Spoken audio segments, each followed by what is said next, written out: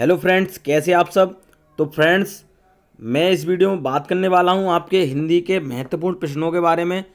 इससे पहले मैंने एक पार्ट करा रखा है, ये पार्ट 2 है वीडियो का, ठीक है। तो ध्यानपूर्वक समझते हुए चलेंगे। ये क्वेश्चन आपके सभी एग्जाम में पूछे जाते हैं, तो नोट करते हुए चलेंगे, पेन पेपर अपने साथ ज़रूर रखेंगे। ये क्वेश्चन शायद आपने नहीं देखे होंगे, ठीक है। ऐसे ऐसे क्वेश्चन लेके आया हूँ, बहुत ही इंपॉर्टेंट क्वेश्चन है। तो वीडियो के अंत तक जरूर बने रहेंगे। कमेंट करके जरूर बताएंगे ये क्वेश्चन कैसे लगे आपको, इन क्वेश्चनों में से आपने कितने सही किए, ठीक है। चलिए बात करेंगे, देखिए स्टार्ट करते हैं। यहाँ पर बात कर रहे हैं कि 74 और 75 नंबर जो क्वेश्चन है आपका, इसमें जो क्वेश्चन दिया गया उसके रस के आपको 4 विकल्प दिए हैं। रस से संबंधित जो है क्वेश्चन है आपका, ठीक है। तो इसमें से हमें सही विकल्प का चयन करना है। तो मैं यहाँ पर पढ़ देता हूँ, देखिए क्या है। अखियाँ हरि दर्शन की भूखी, कैसे रहे रूप रस रांची, ए बत्तियाँ सुन रूखी, ठीक है। तो इसमें बताना है, देखिए क्या है, संयोग श्रृंगार रस है, वियोग श्रृंगार रस है, हास्य रस है, करुण रस है। क्या इसका आंसर आप करेंगे? तो बिल्कुल आप बताने वाले हैं। देखिए यहाँ पर ये कह रहे हैं अखियाँ हरि दर्शन की भूखी, मतलब उसका उसके वियोग की बात आ रही है, मतलब उससे दूर जाने की बात आ रही है। तो वियोग श्रृंगार दर्शन आप बात करने वाले हैं, ठीक है। चलिए देखिए, सारे क्वेश्चन लिए मैंने, कठिन भी लिए हैं, सरल भी लिए हैं। सारे तरह के क्वेश्चन जो आपके एग्जाम में पूछे जाते हैं सभी एक तरह से आपको बिल्कुल उसी एग्जाम का पैटर्न पता चलेगा कि इस प्रकार आपके क्वेश्चन देखे जाते हैं, ठीक है। चलिए बात करेंगे। मनरे तन कागद का पुतला, क्या है? मनरे तन कागद का पुतला, लागे बूंद बिनसी जाए छिन में, गर्व करे क्यों इतना, क्या है? गर्व करे क्यों इतना। तो भक्ति रस है, संयोग श्रृंगार है, करुण रस है, या शांत रस है, ठीक है। तो क्या आप आंसर इसमें करने वाले हैं? तो बिल्कुल आप लगाने वाले हैं ऑप्शन डी लगाने वाले हैं। क्या लगाने वाले? ऑप्शन डी, शांत रस। देखिए यहाँ, मनरे तन कागज का पुतला, लागे बूंद बिनसी जाए, छिनरे गर्भ क्यों करे इतना, क्या है? करे क्यों इतना। तो बिल्कुल शांत रस आप लगाने वाले हैं, ठीक है। देखिए डिटेल में जानना है, मैं डिटेल जो रस के आपसे संबंधित क्वेश्चन है मैं एक वीडियो में आपकी कवर करा दूंगा, ठीक है, बिल्कुल ट्रिक से। तो क्वेश्चन यहाँ मिक्स मैंने लिए हैं। सर्वश्रेष्ठ रस किसे माना जाता है? तो शांत रस को, हास्य रस को, करुण रस को, या श्रृंगार रस को, किसको जो है सर्वश्रेष्ठ रस माना जाता है? तो किसको माना जाता है साथियों? आपके श्रृंगार रस को सबसे ज़्यादा जो है सर्वश्रेष्ठ माना जाता है। नोट करते हुए जरूर चलेंगे। संलग्न शब्द में कौन सा उपसर्ग जुड़ा है? क्या है? संलग्न शब्द में कौन सा उपसर्ग जुड़ा है? देखिए सन है, सम है, या संग है, या संग है। क्या इसका जो है उपसर्ग, इसमें कौन सा वाला आपको जुड़ रहा है, इसमें बताना है आपको।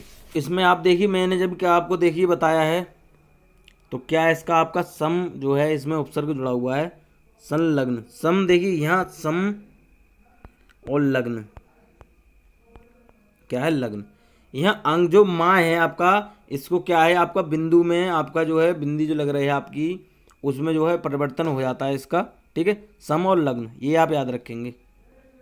कभी आपका सम और कल्प आता है, देखिए संकल्प आपने सुना होगा, समकल्प। तो समकल्प आपकी देखिए, सम और कल्प होता है। जो आपका माँ है वो आपका अंक की बिंदी कहते हैं उसे। तो माँ आपका जो है बिंदी में आपका परिवर्तन हो जाता है इसमें। बात करेंगे, देखिए दुस्साहस शब्द में उपसर्ग जुड़ा है। दुस, दुर, दुहु, दुस। अब कुछ साथी इसमें क्या करने वाले हैं? दू लगाने वाले हैं। बिल्कुल आप गलत करने वाले हैं। क्या करने वाले हैं? बिल्कुल गलत करने वाले हैं। आप कहेंगे सर सही कौन सा है? तो जब कभी आपको दुस्साहस लिखा हुआ देखने को मिल जाए, उसमें उपसर्ग पूछ ले, आँख बंद करके आपको दुस लगाए हैं। देखिए दुहु कभी उपसर्ग आपका नहीं होता है, नहीं आपका नहीं होता है, ये हिंदी में आप जान लेंगे, ये नहीं होते हैं, ठीक है। दू और नी नहीं होती हैं आपके, दुस होता है, ये आप नोट करेंगे जरूर। क्या है आपका? दू और नी आप कभी नहीं होता, निस होता है। दुस, निस, निर, ठीक है। तो ये आप याद रखेंगे। अगले क्वेश्चन की हम बात करें कि शुद्ध वर्तनी वाला शब्द छांटिए। पौराणिक, पुराणिक, पौराणिक, या पौराणिक। क्या इसका आंसर आप करेंगे? बिल्कुल आप लगाने वाले ऑप्शन ऑप्शन ए लगाने वाले हैं। पौराणिक हमेशा आपका पौराणिक होता है, ना कि पुराणिक होता है, ठीक है। ये आप नोट रखेंगे। चलिए बात करेंगे कि निम्नलिखित में से किस शब्द की वर्तनी सही है। अंतर्राष्ट्रीय, अंतर्राष्ट्रीय, अंतर्राष्ट्रीय, अंतर्राष्ट्रीय, अनंतरराष्ट्रीय, ऐसे करके है। तो इसमें आप कौन सा सही करने वाले हैं? ऑप्शन डी सही करने, ऑप्शन बी सही करने वाले हैं। क्या आपका अंतरराष्ट्रीय, ठीक है। इसमें जो है रा जो है एक पहले भी ध्वनि आ रही है इसकी, अंतरराष्ट्रीय, क्या है अंतरराष्ट्रीय, ठीक है। चलिए बात करेंगे कि इनमें से कौन सा शब्द जो है, क्या है, इनमें से कौन सा शब्द है जो शुद्ध है आपका। अंतर्निहित, अंतर्निहित, अंतर्निहित या अंतर्निहित, क्या इसका आंसर आप करने वाले हैं। अंतर्निहित होता है हमेशा, क्या याद रखेंगे, अंतर्निहित होता है। तो ऑप्शन आप लगाने वाले, ऑप्शन सी सही करने वाले हैं, अंतर्निहित, ठीक है। यहाँ आपका अनर्थ निहित है, ये आप नहीं लगाएंगे। यहाँ आंतर्निहित होता है तो ये भी नहीं लगाएंगे। यहाँ आपका अंतर्निहित, यहाँ पर देखिए, यहाँ पर रा नहीं, ये भी आप गलत करने वाले। क्या आपका सही होता है, अंतर्निहित। ये देखिए शुद्धि, जो शब्द शुद्धि का क्वेश्चन होता है वो आपका 1 से 2 नंबर का पूछा था, कोई भी आप एग्ज़ाम ले लीजिए। और मैं आपको दोबारा से बता दूं साथियों, मैं ये क्वेश्चन करा रहा हूँ, ये किसी एक एग्ज़ाम के लिए नहीं है, ये आपके सभी एग्ज़ाम के लिए है जिसमें आपकी हिंदी पूछी जाती है। UP triple S C PET है, यूपी एस आई है, एसएससी जीडी है, या आपका कोई भी टेट एग्ज़ाम है, सभी के लिए ये जो मैं क्वेश्चन करा रहा हूँ, ये सीरीज में करा रहा हूँ, ये सभी क्वेश्चन आपके लिए बहुत ज़्यादा इंपॉर्टेंट है, ठीक है। बात करने वाले राधा कृष्ण में कौन सा समास है। राधा और कृष्ण, राधा और कृष्ण दो लोगों की बात हो रही है, राधा और कृष्ण दोनों की बात हो रही है। तो क्या इसका आंसर आप करने वाले हैं, बिल्कुल आप लगाने वाले हैं। देखिए क्या तत्पुरुष लगाएंगे या द्वंद्व लगाएंगे, द्विगु लगाएंगे, बहुविधि। तो मैंने जैसे बता दिया राधा, ऐसे भी लिख देते हैं आप, देखिए मैं बता दूं आपको, राधा कृष्ण ऐसे भी लिख देते हैं। और अब आप समझ में, बिल्कुल आप समझ गए होंगे क्या इसमें लगाने वाले हैं। और राधा और कृष्ण, इसका जब हम क्या है अर्थ निकालेंगे तो राधा और कृष्ण हमेशा जो जुड़ा हुआ होता है वो, उसमें आप द्वंद्व समास लगाने वाले हैं, ठीक है। माता और पिता, राधा कृष्ण, ठीक है। चलिए बात करें त्रिभुवन शब्द में कौन सा समास है। तत्पुरुष समास है, द्वंद्व समास है, द्विगु समास है या बहुब्रीहि समास है। कुछ साथी इसमें क्या लगाएंगे, द्विगु समास लगाने वाले हैं। क्या कुछ साथी इसमें द्विगु समास लगाने वाले हैं, तो बिल्कुल आप सही करने वाले हैं। तो त्रिभुवन मतलब जिसमें 3 भवन आपको देखने को मिलते हैं, वहाँ क्या है, द्विगु समास आप लगाने वाले हैं, ठीक है। त्रिलोचन की बात कर दें तब आप बहुवीरी लगा देंगे। क्या त्रिलोचन की बात करें मतलब 3 नेत्र हैं जिसके, तो वो आपके कौन हो जाते हैं, शिव शंभु हो जाते हैं, शिव शंकर हो जाते हैं, तब आप बहुवीरी लगा देते हैं, ठीक है। मैं एक चीज़ बता दूं आपको, जब आप चतुर्भुज की बात करते हैं, मैं यहाँ कन्फ्यूज़न दूर कर देता हूँ, चतुर्भुज की बात करते हैं तो चतुर्भुज में आपको कभी कभी कुछ साथी होते हैं वो द्विगु समास लगा देते हैं, तो आपको द्विगु समास नहीं लगाना मेरे साथियों, द्विगु समास नहीं लगाना। क्या लगाना है, बहुवीरी समास लगाना है। अब कहेंगे सर बहुवीरी क्यों समास लगाएंगे, चतुर्भुज मतलब 4 भुजाएं हैं, ठीक है, तो हम द्विगु समास लगाएंगे। मैं बता रहा हूँ, पूरी बात समझेंगे। देखिए द्विगु समास तब लगाएंगे जब बहुवीरी नहीं दे रखा हो। इसका अर्थ जान लेंगे, चतुर्भुज मतलब 4 भुजाएं जिसकी, विष्णु भगवान की बात कर रहे हैं यहाँ पर, 4 भुजाएं हैं जिसकी, वो कौन है, विष्णु भगवान है, ठीक है। मतलब उनकी 2 भुजाएं तो हैं लेकिन 2 भुजाओं में 4 भुजाओं के बराबर बल है, तो चतुर्भुज उन्हीं को कहा गया है, किसको, विष्णु भगवान को कहा गया है। तो उसके अर्थ में आपको बहुवीरी समास लगाएंगे, ठीक है। जब बहुवीरी समास ना दे रखा हो तब आप द्विगु समास लगाएंगे, ये आपने समझ लिया। अब मैं बात कर दूं यहाँ पर पंजाब की बात कर दूं, या कोई भी एक ऐसी चीज़ बता दूं, पंचामृत की बात कर दूं, पंचामृत, तो पंचामृत में आप क्या लगाएंगे, बिल्कुल बहुवीरी समास लगाने वाले हैं, बिल्कुल बहुवीरी समास लगाने वाले साथियों। पंजाब में बहुवीरी समास लगाने वाले हैं। क्यों लगाने वाले हैं, देखिए पंजाब मतलब 5, जहाँ पर क्या कहते हैं, 5 नदियों का जहाँ समूह मिल रहा है तो वहाँ पंजाब होता है, ठीक है।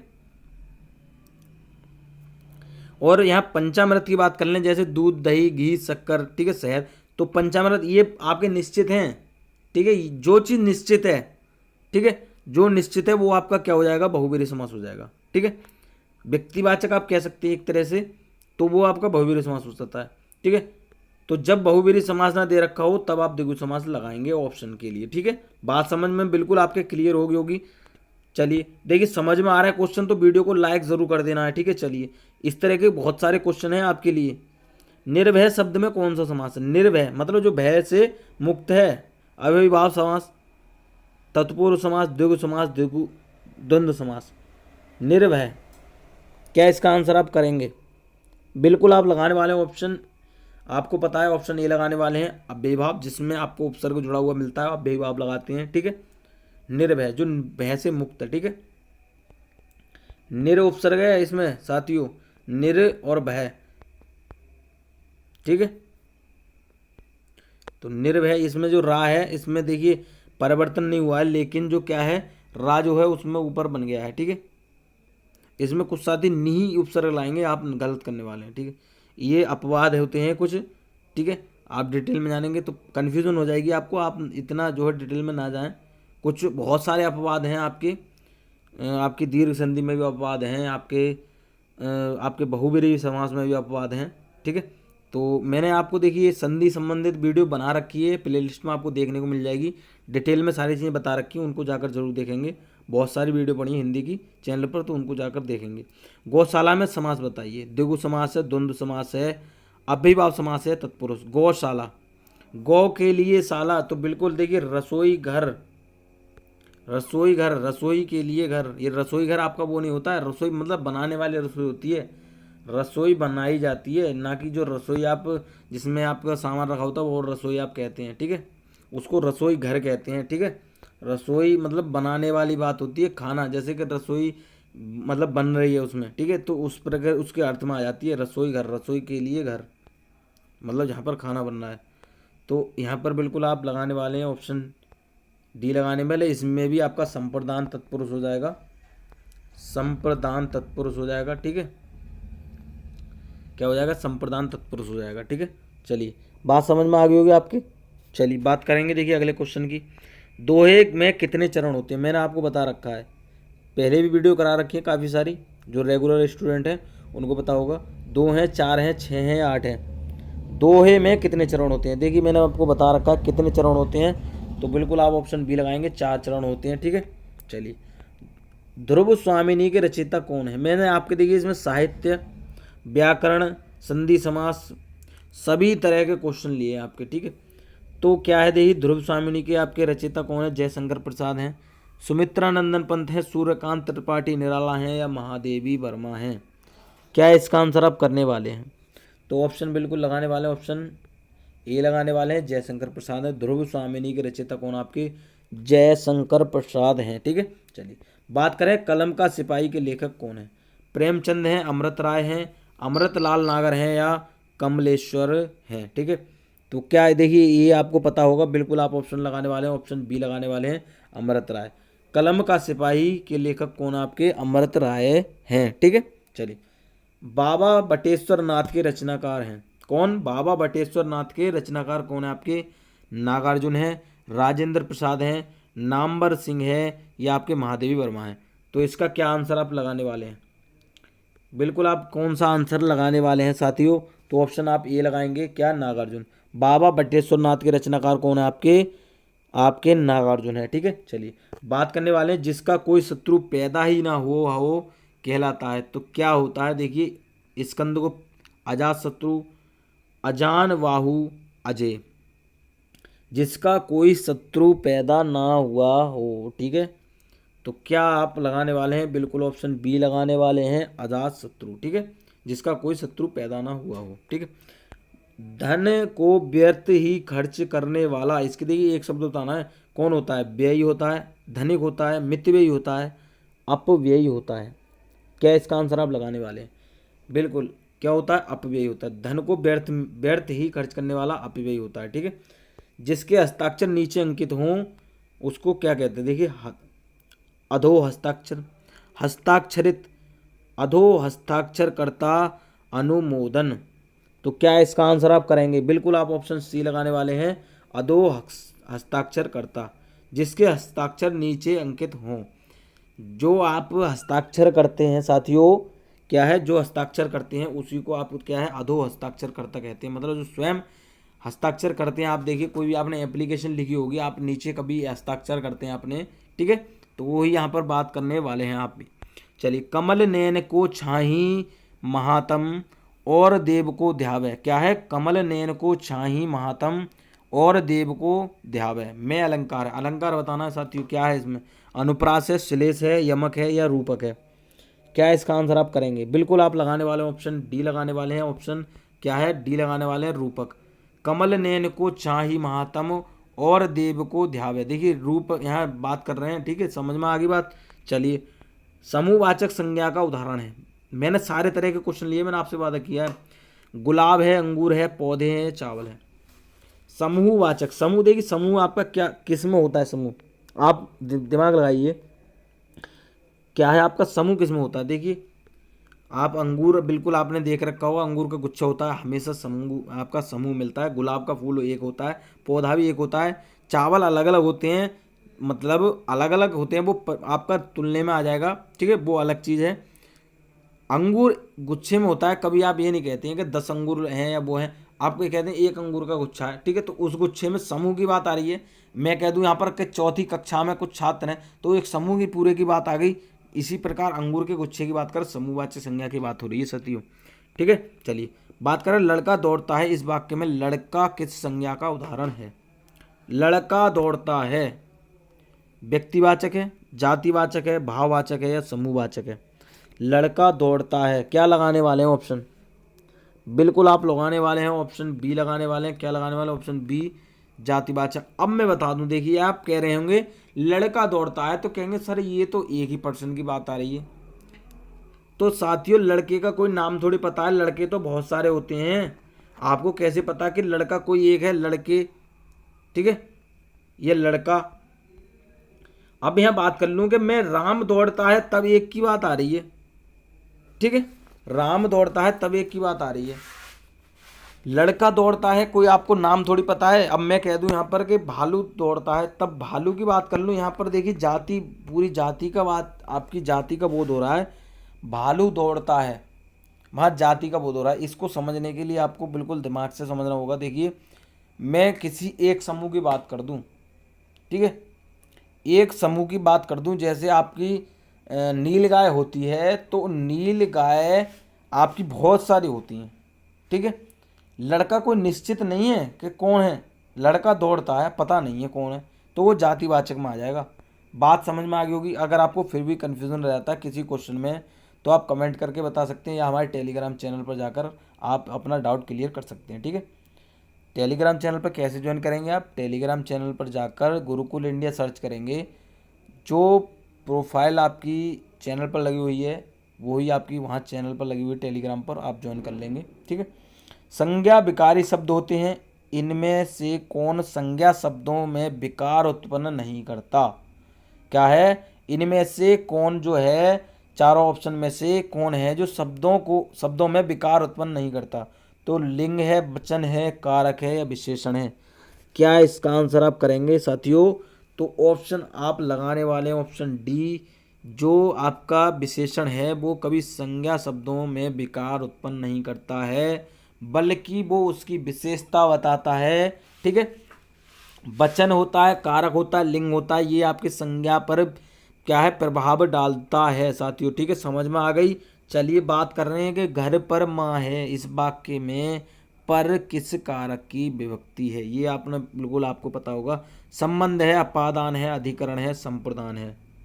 घर पर माँ है, क्या इसका आंसर आप करने वाले हैं? तो बिल्कुल ऑप्शन सी लगाने वाले हैं, अधिकरण, बिल्कुल, ठीक है। क्या है? अधिकरण कारक। घर पर माँ है। देखिए मैं दोबारा से एक तरीके से बता दूं, कर्ता ने कर्म को कर्ण से संप्रदान के लिए, ठीक है, संप्रदान के लिए संबंध काकी के में, इससे पहले भी आता है आपका संप्रदान के लिए अपादान से पृथक होने के लिए होता है, ठीक है। उसके बाद में संबंध होता है, अधिकरण होता है। तो अधिकरण में में और पर आता है आपका, क्या है? अधिकरण में में भी आ जाता है और पर भी आता है, ठीक है। तो ये दोनों आपके अधिकरण में आते हैं, ठीक है। संबंध में काकी के, नानी ने, रारी रे, इस प्रकार के आपको देखने को मिल जाते हैं। संप्रदान के लिए, कभी के लिए आ जाता है, तो उसमें भी आपका संप्रदान कारक होता है, ठीक है, के लिए के अर्थ में। राम ने कहा कि वह बाजार जा रहा है, इस वाक्य में वह है संज्ञा है, सर्वनाम है, विशेषण है, अव्यय है। यह आपको पता होगा, बिल्कुल आप लगाने वाले हैं, सर्वनाम है। क्या है? सर्वनाम है। वह की बात कर रहा है, ठीक है, वह यह है, तो ये आपके सभी सर्वनाम होते हैं, ठीक है। निम्नलिखित में से कौन सर्वनाम का भेद नहीं है? सर्वनाम का कौन सा भेद नहीं है? देखिए निजवाचक होता है, प्रश्नवाचक होता है, पुरुषवाचक होता है, कह देंगे साथियों गुणवाचक नहीं होता। क्या नहीं होता? गुणवाचक नहीं होता, ठीक है। गुणवाचक विशेषण होता है जो किसी की विशेषता बता रहा है। निजवाचक, निश्चयवाचक, अनिश्चयवाचक, प्रश्नवाचक, संबंधवाचक, पुरुषवाचक, ये आपके सर्वनाम के होते हैं। भेद बता दूं कितने होते हैं, 6 होते हैं। नोट कर लेंगे, कहीं 5 होता है तो आप नहीं लगाएंगे, कन्फ्यूज़न आपको दूर करनी है। कितने होते हैं, 6 होते हैं, मैंने आपको नाम बता दिया। ठीक है साथियों, ये सारे क्वेश्चन आपके समझ में आ गए होंगे, मैं ये आशा करता हूँ। ठीक है, समझ में आए, अच्छे लगे क्वेश्चन, वीडियो को लाइक करेंगे, अपने सभी साथियों तक शेयर कर देंगे। ठीक है, और चैनल पर पहली बार आए हैं, ठीक है, तो चैनल को सब्सक्राइब जरूर कर लेंगे, बेल आइकन को भी प्रेस कर लेंगे, जिससे इस चैनल पर कोई वीडियो आए तो उसका नोटिफिकेशन आप तक तुरंत पहुंच सकेगा। ठीक है, इस चैनल पर आपकी फ्री ऑफ कॉस्ट तैयारी कराई जाती है, बिल्कुल वादा किया है आपसे। आपकी हिंदी इतनी मजबूत हो जाएगी कि आप किसी भी एग्ज़ाम में बैठ लीजिए, आप जो है अपना अच्छा स्कोर करने वाले हैं। ठीक है, चलिए मिलते हैं अगली वीडियो में, जुड़े रहिए गुरुकुल इंडिया के साथ। वीडियो देखने के लिए आपका बहुत बहुत धन्यवाद।